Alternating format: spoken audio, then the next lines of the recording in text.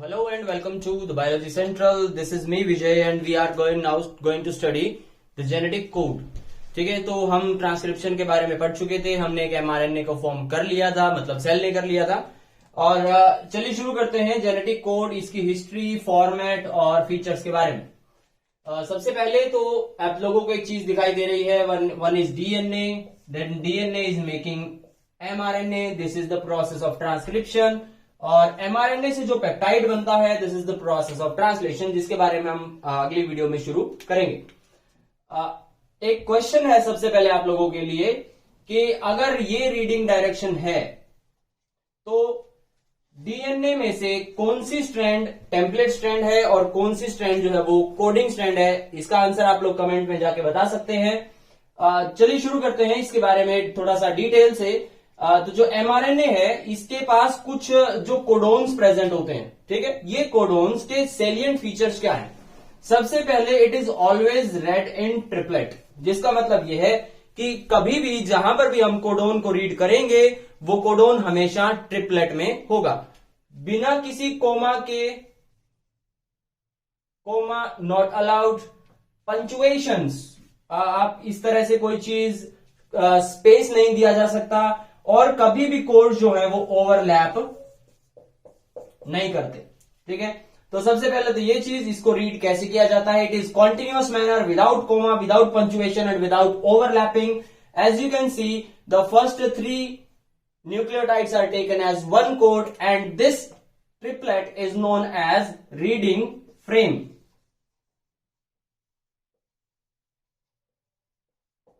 So this is about reading frame. Then we have unambiguous, which means that one codon will only code for one amino acid. ठीक है, वो एक codon जो है वो हमेशा एक ही अमीनो एसिड के लिए कोड करेगा. यहां एग्जांपल है UAC, which is coding for tyrosine. ये अमीनो एसिड है टायरोसिन, और UAC जो कोडोन है वो सिर्फ और सिर्फ टायरोसिन के लिए कोड कर सकता है. जहां पर भी ये होगा, चाहे वो बैक्टीरिया में हो, चाहे वो एल्गी में हो, चाहे फंगस में हो, चाहे माइटोकॉन्ड्रिया के अंदर है, चाहे प्लास्टिड्स में है, चाहे यूकैरियोट्स या प्रोकैरियोट्स में, तो जहां पर भी वो होगा वो हमेशा कोड करेगा टायरोसिन के लिए. CUU will code always for leucine, and this feature of genetic code is known as universal genetic code. Clear? इससे अगली चीज आती है डीजनरेट. सो डीजनरेट में हम एक चीज को देखते हैं कि जब भी कोई कोड प्रेजेंट होता है वो हमेशा एक अमीनो एसिड के लिए कोड करता है, बट एक अमीनो एसिड एक से ज्यादा कोडोन कैरी कर सकता है. For example, we have CUU, we have CUA and we have CUC. All of these 3 codons are coding for leucine. ठीक है, ये सारे कोड किसके लिए सारे कोडोन्स किसके लिए कोड करते हैं? ये सभी के सभी ल्यूसिन के लिए कोड करते हैं. और यहां पर एक छोटा सा फिनोमेना आता है साइलेंट म्यूटेशंस का. बहुत ध्यान से समझना, बहुत आराम से इसको समझने की अगर ओपन माइंड रख के कोशिश करोगे तो जैसे ही देखिए म्यूटेशंस क्या होती है. म्यूटेशन होता है ये रिमूवल. अगर यहां से ये C रिमूव हो जाए तो रीडिंग फ्रेम चेंज हो जाएगा और ये सारे कोडोन जो है पीछे की तरफ खिसक जाएंगे. ठीक है, बट हम ऐसा नहीं चाहते. पर अगर इस U की जगह ये A ले ले तो क्या कोई फर्क पड़ेगा? CUU coding for leucine, CUA also coding for leucine, CUC also coding for leucine. तो चाहे न्यूक्लियोटाइड की सीक्वेंस में चेंज हो, वो हमेशा ल्यूसिन के लिए ही कोड करेंगे. और ये चारों जो हैं ये हैं सेलिएंट फीचर्स अमीनो एसिड, इसके कोडोन के. ठीक है, इसके बाद चीजें आती हैं, एक दो मैं आपको बता देता हूं कि जो ट्रिपलेट है ये बेस्ट फॉर्मेशन है कोडोन्स को रीड करने के लिए. Why? Because if how many nucleotides are present? There are total 4 nucleotides. How many amino acids are present? 20. If I take A, T, G, C और and U, ठीक है, चलिए हम इसको T को जो है वो U देख लेते हैं. तो 4 न्यूक्लियोटाइड्स सिर्फ अगर एक न्यूक्लियोटाइड एक एमिनो एसिड के लिए कोड करना शुरू करे तो हमारे पास सिर्फ 4 अमीनो एसिड ऐसे होंगे जो कोडेड होंगे, बाकी 16 अमीनो एसिड जो है वो विदाउट कोड, और विदाउट कोड कभी भी प्रोटीन फॉर्म नहीं होते। एक चीज। दूसरा, अगर क्या होगा, डुप्लेट में जाए ये चीज, ठीक है।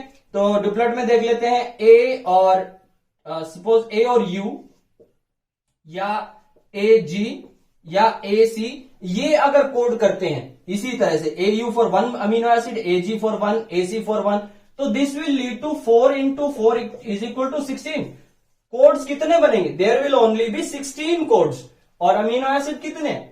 20 हैं, ठीक है। इसके बाद हम देख लेते हैं 4 न्यूक्लियोटाइड्स का code, 4 into 4 into 4 into 4 is equal to 256। 256 क्या बन जाएंगे? कोडोन्स बन जाएंगे। रीडिंग फ्रेम्स कितने हो जाएंगे? 256, और there will be a lots of codon present for 20 amino acids. होते कितने हैं? 4,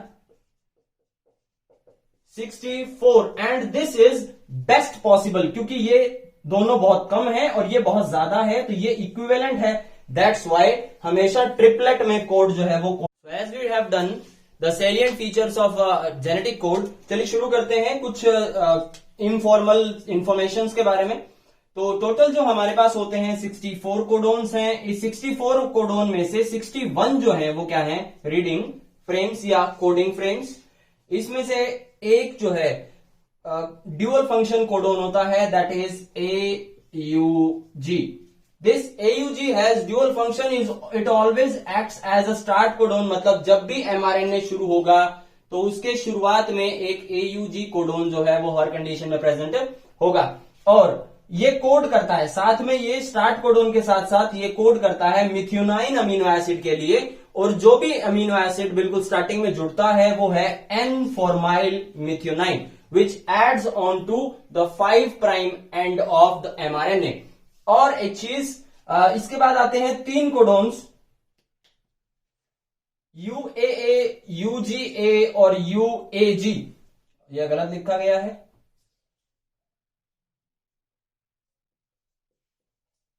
UAA, UAG और UGA।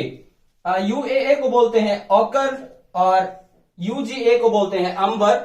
अब ये जो कोडोन है ये किसी भी अमीनो एसिड के लिए कोड नहीं करते, और ये बिल्कुल एंड में टर्मिनेशन के लिए रिस्पॉन्सिबल होते हैं, और इन्हें बोला जाता है टर्मिनेशन कोडोन्स, TC। अब रिलेशनशिप क्या है mRNA और नए फॉर्म्ड पेप्टाइड में? देखिए, mRNA जो है वो हमेशा 5' से रीडिंग इसकी शुरू होती है और जाती है 3' तक, ठीक है जी। जो भी अमीनो एसिड है उसका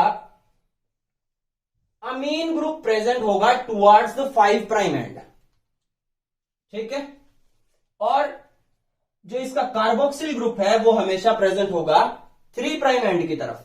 सो एक अमीनो एसिड बना लेते हैं हम,